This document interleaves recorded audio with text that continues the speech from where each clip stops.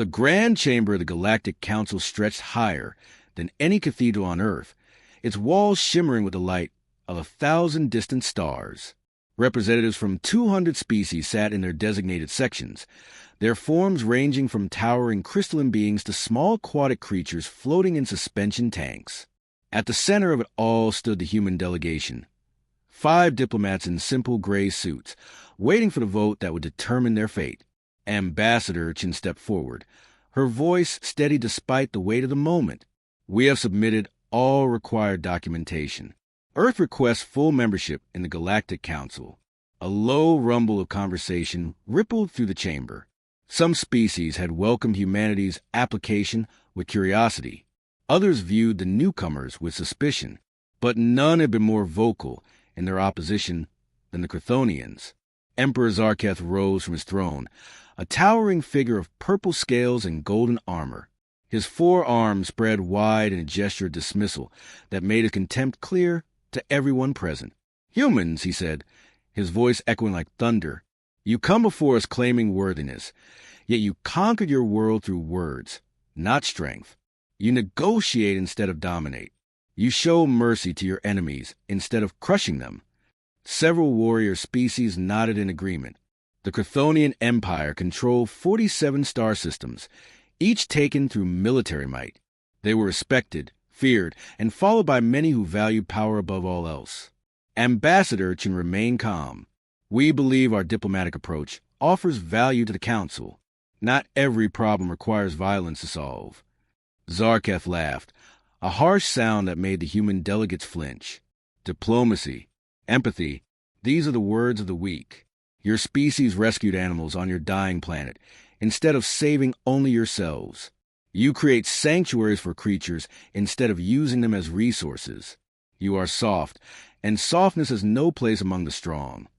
The Emperor began pacing, his massive form casting shadows across the floor. "But I am not without mercy. I will give your species a chance to prove you possess even a fraction of worthiness." He gestured toward a large viewing screen that flickered to life. On it appeared a creature that made several council members gasp. The beast was enormous, at least 15 feet tall, covered in scales as black as deep space. 6 glowing red eyes burned with hatred and pain. For massive arms ended in claws that looked capable of tearing through starship hull plating. When it opened its mouth, rows of crystalline teeth glinted in the light. "This is Devor Gath," Zarketh announced with pride. "I captured it myself from Vexenar 4, a death world where only the most vicious predators survive. For 10 years, it has been my prize, my symbol of conquest. 12 handlers have died trying to control it. 30 warriors have been maimed. My finest trainers cannot break its spirit." He turned to face the human delegation directly. "I propose a wager, a binding treaty recorded by this council. If any human can tame this beast within 1 solar cycle, I will cede half my empire to your species. Your people will have resources, territory, and respect beyond measure." The chamber erupted in shocked voices.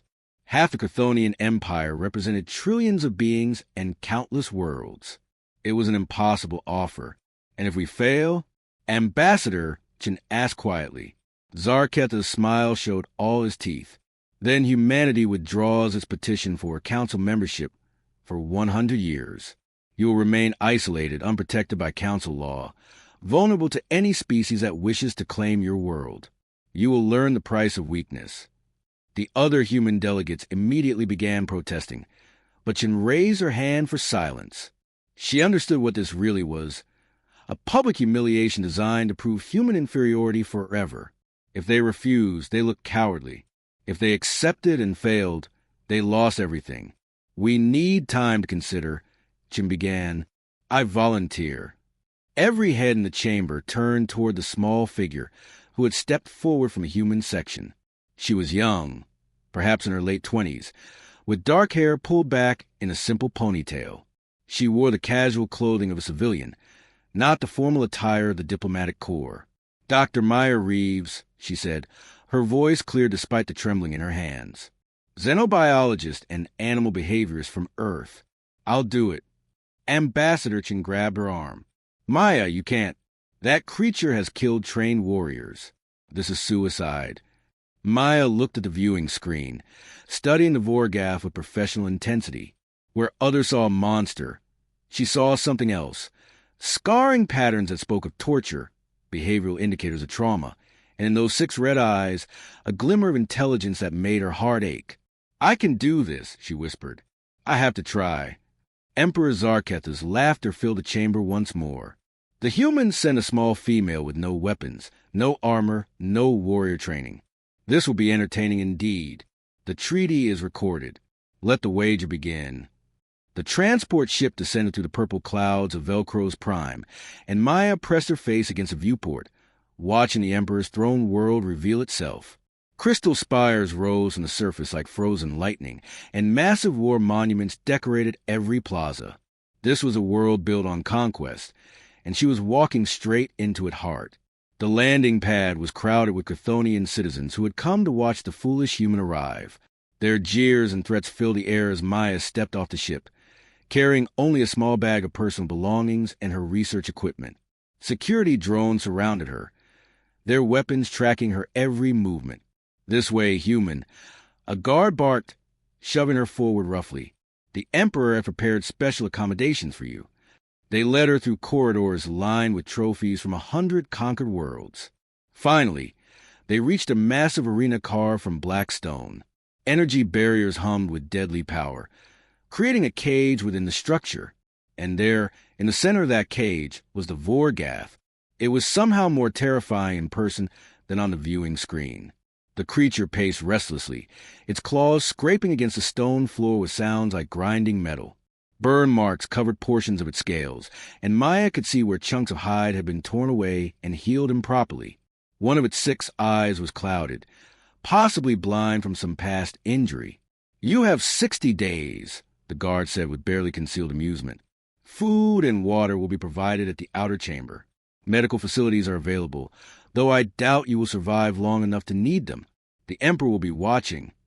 He pointed to cameras positioned around the arena. "The entire Empire will witness your failure." Then they left her alone with the monster. Maya did not approach the barrier. She did not call out to the creature or make aggressive gestures.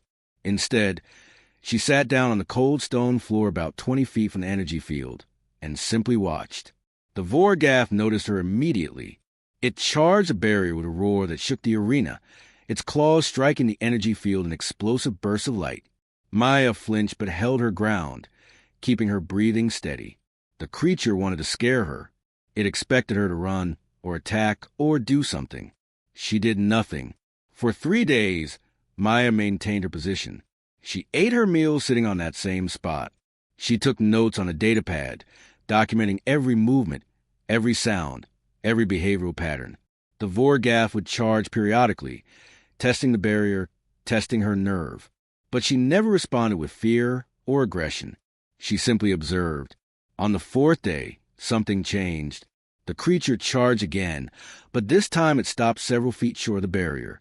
Those 6 red eyes studied her with what Maya recognized as confusion. This tiny being was not behaving like any of its previous tormentors. Maya began speaking softly, narrating her observations aloud. "You charge when you hear footsteps approaching. You always strike with your upper right arm first. Your breathing pattern suggests pain in your lower left side. Old injury, probably untreated." She made no direct eye contact, kept her posture relaxed and non-threatening. The Vorgath tilted its massive head, listening. By the end of the first week, the creature stopped charging when she approached. Maya started leaving food near the barrier in specific patterns, watching to see if the Vorgath would solve the puzzle to reach it. The creature was not just intelligent. It was remarkably smart, solving complex arrangements within minutes. The Chthonians who monitored the cameras grew bored. Nothing exciting was happening. No blood, no violence, just a human sitting and a beast watching. They began posting mocking commentary on the Empire's communication networks. "The human plans to bore the Vorgath to death," one popular post read. But Maya saw what they did not. She saw the creature's posture relaxing slightly. She saw it sleeping more peacefully instead of pacing all night. She saw curiosity replacing rage in those strange red eyes. On day 12, Maya requested permission to enter a smaller secondary enclosure that was separated from the main cage by another barrier. The guards laughed but approved, certain this would make her death more entertaining. She stepped into the space, now with only a single energy field between herself and the Vorgath. The creature could reach through the barrier fast enough to kill her before the field could stop it completely. They both knew this. Maya sat down in her usual position and continued her soft narration of observations. The Vorgath moved closer, stopping just inches from the barrier. For the first time, Maya looked directly into those 6 eyes. She saw intelligence there and pain, and something else that made her breath catch. Hope. "I know they hurt you," she whispered. "I know you're angry, but I'm not here to hurt you. I just want to understand." The creature made a sound low and subsonic that Maya's equipment registered, but her ears could barely detect. It was not a roar or a growl. It was something else entirely, something Chthonians had never bothered to listen for. It was trying to speak. Maya worked through the night, her fingers flying across the datapad as she analyzed the subsonic frequencies the creature had been emitting. She had brought translation software designed for first contact scenarios, equipment meant to find patterns in alien communication. If she was right, the Vorgath was not just an animal. It was a person. By dawn, she had preliminary results. The patterns were consistent, repeating in ways that suggested language structure. Her hands shook as she calibrated the equipment to respond to those specific frequencies. When the creature woke and approached the barrier, Maya activated the translator. The device crackled with static, then produced a rough, painful sound that resolved into words. "Why not fear?" Maya's eyes filled with tears. "Because I know you're not a monster. They made you into one, but that's not who you are." The Vorgath stood completely still. Through the translator, its voice came again, clearer now as the software learned. "Many seasons, much pain. Handlers use fire, use weapons, use hunger. Break Cormac, they say. But Cormac not break. Your name is Cormac?" Maya asked gently. "Yes, taken from family when small, brought to purple world. Zarketh says I am trophy, says I am beast to prove his strength." The creature's 4 arms trembled. "I fight because they hurt. They hurt because I fight. No end to cycle." Maya moved closer to the barrier, close enough that Cormac could have struck at her. Instead, the massive being lowered itself to a sitting position, bringing its head level with hers. This close, she could see the intelligence in those 6 eyes, the exhaustion of years of torment. "I lost my parents when I was young," Maya said quietly. "I felt alone for a long time. Angry. The only place I felt safe was with animals that people said were dangerous. A wolf that had been abused. A bear that had attacked its handlers. Everyone said they were beyond help, but they just needed someone to see them as more than their pain." Cormac's translator picked up something like a sigh. Maya sees Cormac. Not beast, not trophy. "I see you," she confirmed. Over the next week, they talked for hours each day. Cormac described his home world, a place of deep caverns and bioluminescent forests. His people were builders and philosophers, not warriors. They communicated through subsonic songs that could travel through stone. Zarketh had raided their world, killed the adults, and taken the young to sell as exotic creatures. "I am last," Cormac said one day, his voice heavy with grief. "All others died in cages. Only I survived, and for what? To be tortured for entertainment." Maya pressed her hand against the energy barrier, wishing she could offer real comfort. "You survive because you're strong. Not the kind of strength Zarketh values. The real kind. The kind that doesn't break even when everything tries to break it." She noticed Cormac staring at her hand against the barrier. Slowly, carefully, he raised one of his own massive claws and placed it opposite hers, separated only by the humming energy field. They stayed like that for a long moment, 2 beings from different worlds, connected by understanding. On day 23, Maya made a formal request to the arena supervisors. "I need the barrier lowered." The head guard laughed in her face. "Absolutely not. The beast will tear you apart. His name is Cormac, and he won't hurt me. The wager was to tame him. How can I prove that with a barrier between us?" The guard shook his head. The Emperor would have to approve such foolishness. Emperor Zarketh, watching from his palace, was deeply troubled by what he saw on surveillance feeds. The human had somehow formed a connection with his prized beast. Worse, his own people were beginning to talk. Some questioned why they had never tried to communicate with the creature. Others pointed out that keeping a sentient being in torturous captivity might be wrong. He denied Maya's request, but public pressure from the Galactic Council observers forced him to compromise. On day 28, they agreed to lower the barrier for 1 hour under heavy guard supervision. Maya stepped into Cormac's enclosure for the first time, her heart pounding so hard she thought it might burst. The creature towered over her, easily capable of killing her with a single swipe.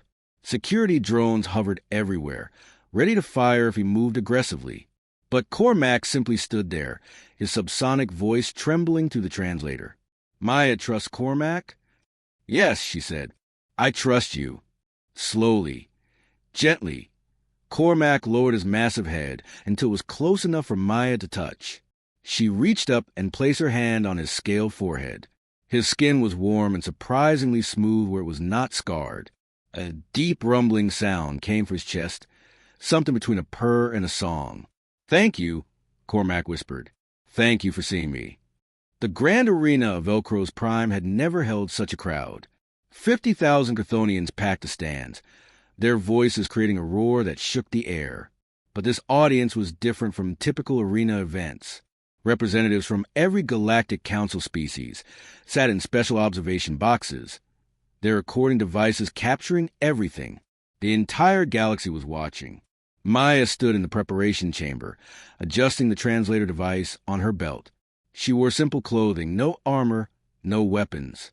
Through the massive gate ahead, she could hear the crowd's bloodthirsty anticipation. They wanted a show. They wanted violence. You don't have to do this, Ambassador Chin said through the communication link. We can challenge the wager terms. Argue that private progress is enough. No, Maya replied firmly. Cormac deserved the world to see the truth. He deserves his dignity restored publicly, not hidden away. The gate began to rise with a grinding sound of ancient machinery. Maya walked forward into the blinding sunlight of the arena. The crowd's jeering was deafening. Insults in a dozen languages filled the air. She walked to the center of the sand-covered floor and waited. The opposite gate opened and Cormac emerged. The crowd's mockery turned to excited bloodlust. Here was the famous beast, the killer, the untamable monster. Bets were being placed on how quickly he would attack the small human standing defenseless before him. Cormac's 6 eyes found Maya immediately. He crossed the distance between them with ground-shaking steps and stopped directly in front of her. For a moment, the entire arena held its breath. Then Cormac sat down beside Maya, his massive form settling onto the sand with surprising gentleness. The crowd's confusion created a strange silence. Emperor Zarketh rose from his royal box, his 4 arms raised. An interesting display, but insufficient. The beast must prove it is truly tamed, not merely calm. He gestured, and handlers began releasing small prey animals into the arena, creatures that scattered in panic across the sand. The crowd expected Cormac to chase them, to reveal his predatory nature. Instead, he remained seated, his voice coming through Maya's translator loud enough for the stadium speakers to broadcast. I am not performer. I am not beast for entertainment. The arena erupted in shocked whispers. The creature could speak. It had been speaking all along. Zarketh's expression darkened. This proves nothing. A clever trick with technology. He made another gesture, and this time, armed Chthonian warriors entered the arena, weapons drawn. Traditional bonding requires the beast to defend its master against challenges. Let us see if it truly recognizes a human as worthy. Maya's blood ran cold. This was not part of the agreement. The warriors were advancing with clear intent to harm her. She looked at Cormac, seeing the tension suddenly flooding his body. It's okay, she whispered to him. Do what you need to do. The first warrior lunged at Maya with an electrified spear. Cormac moved with blinding speed, his massive claw deflecting the weapon and sending the warrior tumbling across the sand. The other warriors attacked together, and Cormac became a whirlwind of defensive action. He did not kill. Maya could see his restraint, but he was absolutely effective. Within seconds, all 5 warriors lay groaning on the ground, disarmed and defeated. Zarketh stood triumphantly. You see? The beast is still violent, still dangerous. The human has failed to tame it. It attacks when provoked. Maya's voice rang out clearly through the arena speakers. He defended someone he cares about. That's not violence for violence's sake. That's loyalty. That's love. Something your empire seems to have forgotten exists. She walked to the center of the arena, addressing the Galactic Council observers directly. For weeks, I've been documenting my communication with Cormac. I've learned his language. I've learned his story. And I've learned something terrible. She activated her datapad, sending files to every observer system. Cormac isn't a beast. He's a sentient being whose entire species was wiped out by Chthonian raids. He was a child when they took him, and for 10 years, he's been tortured because he wouldn't submit to being treated as property. The arena speaker suddenly broadcast recordings Maya had made, Cormac's voice pleading for mercy during early training sessions, the sound of electric punishment, the creature's cries of pain. The Galactic Council observers stood in their boxes, their expressions ranging from horror to outrage. Cormac's voice boomed through the stadium. Zarketh killed my family, burned my world, took me in chains. I fight because fighting is all you leave me. Maya first one offer choice. First one to see Cormac as person, not thing. The Emperor's face twisted with rage. This changes nothing. The creature is mine by right of conquest. The wager is void based on deception. But General Vextra, the commander of Chthonian military, stood in her observation box. Her voice was cold and clear. No, Emperor. The human has exceeded the wager's terms. She has not only tamed the Vorgath, she has revealed him to be one of our victims, not our trophy. Other Chthonian officers stood in agreement. The crowd's bloodlust had transformed into uncomfortable silence. They had watched their emperor's cruelty exposed before the entire galaxy. Maya walked back to Cormac and placed her hand on his scaled arm. The deep rumbling purr that emerged from his chest was picked up by every microphone in the arena. It was a sound of contentment, of trust, of friendship, the sound of impossible things becoming real. The Galactic Council chamber was silent as the vote concluded. Every species representative had reviewed the evidence Maya presented, the recordings of Cormac's torture, the documentation of his sentience, and a clear demonstration of the bond formed through respect rather than dominance left no room for debate. The council speaker, a floating crystalline being, whose voice echoed like wind chimes, made the announcement. The wager has been fulfilled beyond all reasonable terms. Emperor Zarketh must honor the treaty. Half the Chthonian Empire will be ceded to humanity as agreed. Emperor Zarketh rose from his throne, his 4 arms trembling with rage. I refuse. This was trickery, manipulation. The human used technology to deceive everyone. I will not surrender my empire to primitives and their pet monster. General Vextra stepped forward, her hand resting on her weapon. Behind her, 12 other high-ranking military officers formed a line. You will honor the treaty, Zarketh, or you will be removed from power. The Emperor's eyes widened in shock. You dare threaten me? I built this empire. I conquered 47 systems. You built an empire on cruelty, Vextra replied coldly. We followed you because we believed strength meant dominance. But this human showed us something we forgot. True strength includes wisdom, compassion, and honor. You possess none of these. The confrontation lasted only minutes. When Zarketh called for his royal guard to arrest the officers, not a single soldier moved to obey. The military, the administrators, even his own palace staff had watched the arena demonstration. They had seen their emperor try to murder an unarmed visitor through deception. They had witnessed him torture a sentient being for entertainment. The bloodless coup was complete before the sun set on Velcro's prime.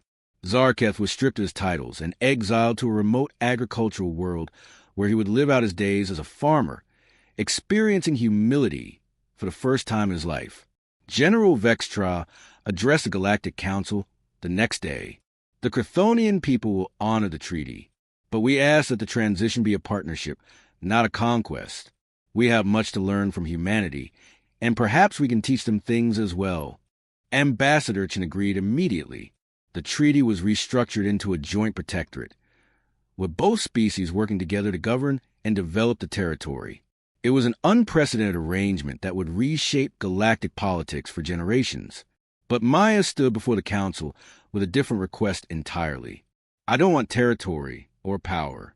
I only want one thing: freedom for every captive creature in the former empire, every being held against their will, every intelligent species imprisoned for entertainment or labor. Let them go home or give them sanctuary if their homes are gone. The council agreed, and the work began immediately. Thousands of beings were freed from captivity across 47 star systems. Maya personally oversaw the release operations, with Cormac always at her side. Together, they discovered 17 other species like Cormac's people, intelligent beings who had been classified as animals simply because they communicated in ways the Chthonians did not understand. 5 years passed. The former Chthonian Empire transformed so completely that visitors sometimes could not believe it had once been a place of conquest and cruelty. The Interspecies Understanding Institute occupied the former Imperial Palace, its crystal spires now housing research facilities, translation laboratories, and rehabilitation centers. Maya walked to the main hall, reviewing reports on her datapad. She was older now, with gray starting to show in her dark hair, but her eyes still held that same fierce compassion that had saved Cormac all those years ago. Maya! Cormac's voice rumbled through their shared translator. He approached from the teaching wing, where he had been instructing a class of young xenobiologists. Message arrived. Priority channel. She opened the communication and read quickly. Her expression grew concerned, then determined. There's a situation on the Outer Rim. A species called the Vrex have captured something they call the Nightmare of Sector 7. Multiple casualties. They're planning to execute it as too dangerous to contain. Cormac's subsonic purr resonated through the hall, a sound that still made Maya smile every time she heard it. It was the sound that had inspired the story told across the galaxy, how a human girl made an emperor's monster purr. But it was so much more than that. It was a sound of friendship, of trust, of two souls who had saved each other. Another adventure? Cormac asked, his 6 eyes gleaming with anticipation. Maya grabbed her travel pack from the closet, already mentally preparing for the journey. She thought about that terrified creature waiting in some cage, probably treated as a monster just as Cormac had been. She thought about how one act of understanding could change everything. "Ready when you are, friend," she said, reaching up to place her hand on his massive shoulder. Together, they walked toward the landing pad where their ship waited. Behind them, the Institute continued its work, a testament to what could be built when strength was measured not by conquest but by compassion. The Chthonian students studied alongside humans, learning that their warrior culture could evolve without losing its identity. As their ship lifted off into the purple sky, Maya looked at Cormac and smiled. Somewhere out there, another being waited in darkness, labeled as dangerous and beyond redemption. But she and Cormac knew better. They knew that sometimes the most fearsome monsters were simply people who had never been treated with dignity. And they were going to change that one rescue at a time. The ship jumped to hyperspace, carrying them toward their next impossible task. But nothing was truly impossible anymore. Not for the girl who saw beyond fear, and the being who learned to trust again. Not for friends who proved that the greatest power in the universe was not dominance, but understanding.